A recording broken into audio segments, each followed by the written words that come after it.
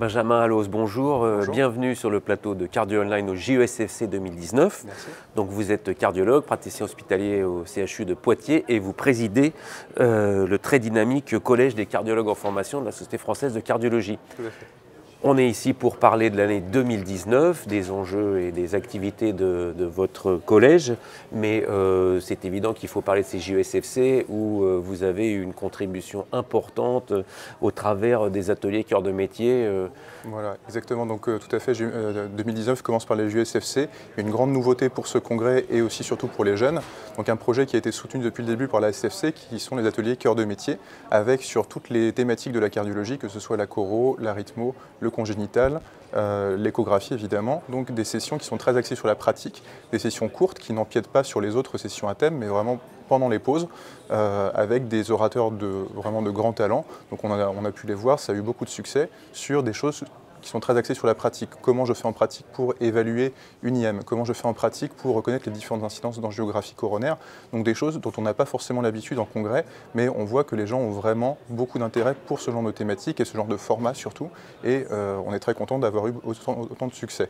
On avait en complément des bords interactives avec des présentations de durée beaucoup plus courte qui permettaient vraiment de balayer l'ensemble des sujets de la cardiologie et qui permettaient là encore d'avoir une approche beaucoup plus pratique, vraiment différente de ce qu'on voit habituellement en topo. Et là encore, on a eu vraiment beaucoup de retours très positifs avec une grande affluence au niveau de ces bornes. Donc c'est une grande nouveauté, on est très content qu'elle ait du succès et on sait déjà que ce sera reconduit l'an prochain avec peut-être même une dimension encore un peu plus importante.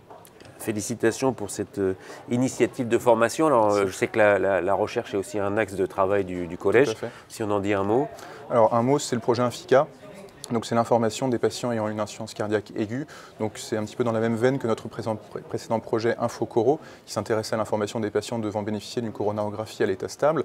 Là, il s'agit de patients en insuffisance cardiaque aiguë, et on a déjà pu mener une étude un petit peu préliminaire qui montre que les patients qui ont de l'insuffisance cardiaque, en insuffisance cardiaque aiguë, ont un niveau d'information sur leur pathologie, sur les traitements, sur le pronostic, sur les choses à faire pour éviter, évidemment, des réhospitalisations. Leur niveau d'information n'est vraiment pas bon, n'est vraiment pas optimal et donc ça favorise évidemment les réhospitalisations et un pronostic qui est défavorable.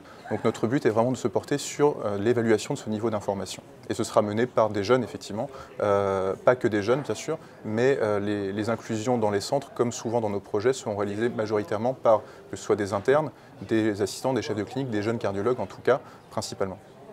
Alors, dernier point, en 2019, la Société européenne, le congrès de l'ESC vient à Paris, au cœur de Paris. Donc j'imagine que c'est l'occasion de travailler sur des collaborations. Exactement. On est très content d'accueillir l'ESC en 2019. Ça faisait tellement longtemps que ce n'était pas à Paris. Donc effectivement, ce sera l'occasion de nouer des relations un peu plus étroites avec les jeunes cardiologues européens.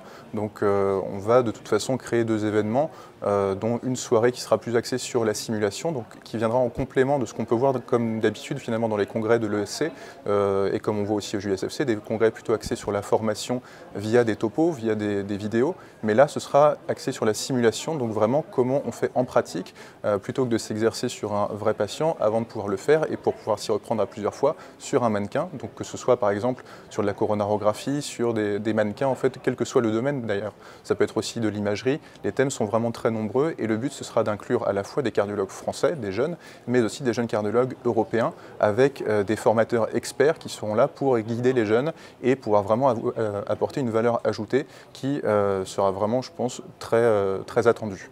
Félicitations pour votre dynamisme et toutes ces belles idées que vous apportez à la Société française de cardiologie. Merci. Et très bonne année 2019 au Collège des cardiologues en formation.